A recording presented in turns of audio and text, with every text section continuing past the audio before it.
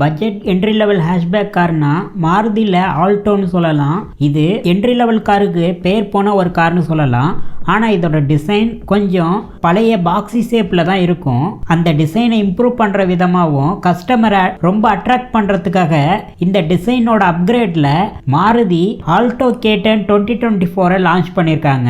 இது புதுவிதமான டிசைன்லையும் நிறைய ஹைலைட்டடான ஃபீச்சர்ஸோடையும் மாருதி இந்த காரை லான்ச் பண்ணியிருக்காங்க.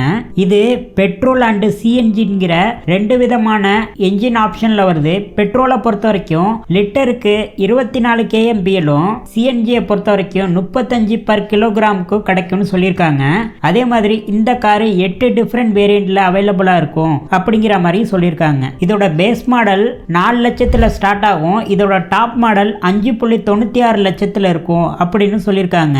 இதோட பேஸ் மாடலோட பேர் ஆல்டோ K10. இது ஸ்டாண்டர்டான பேஸ் மாடல் தான். இதோட top model Alto K10 VXi S. இது சிஎன்ஜி வேரியன்ட். இதோட கலர் ஆப்ஷன் பார்க்கும்போது 6 மோனோடோன் ஷேட்ஸ்ல இந்த காரு அவைலபிளா இருக்குன்னு சொல்லியிருக்காங்க. அதே போல இதோட 1.0 litre dual jet petrol engine 67 brake horse பவரையும் 89 நியூட்டன் மீட்டர் டார்க்கையும் ப்ரொடியூஸ் பண்ணு சொல்லியிருக்காங்க.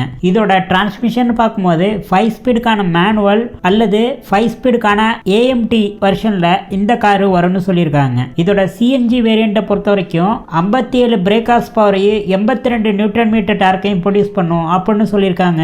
சிஎன்ஜில மேனுவல் கியர் பாக்ஸ்ல வரும் அப்படிங்கிற மாதிரி சொல்லியிருக்காங்க. இதோட பெட்ரோல்ல மேனுவல்ல 24.39 kmpl மைலேஜும் பெட்ரோல் AMTல 24.90 kmpl மைலேஜும் கிடைக்கணும். சிஎன்ஜியை பொறுத்த வரைக்கும் மேனுவல்ல 33.85 km/kg கிடைக்கும்னு சொல்லியிருக்காங்க. அட்வான்ஸ் ஃபீச்சர்ஸ்னு பார்க்கும்போது 7Gக்கான touch screen infotainment system, semi digital instrument cluster, keyless entry, manually adjustable ORVM, சேஃப்டியை பொறுத்த வரைக்கும் 4 ஏர் பேக்கும், ABS with EBD, stability control, tyre pressure monitoring system, hill hold assistant, traction control sensor, reverse parking camera, Isofix child seat anchor, இந்த மாதிரி நிறைய latest ஃபீச்சர்ஸையும் இந்த கார்ல கொடுத்துருக்காங்க.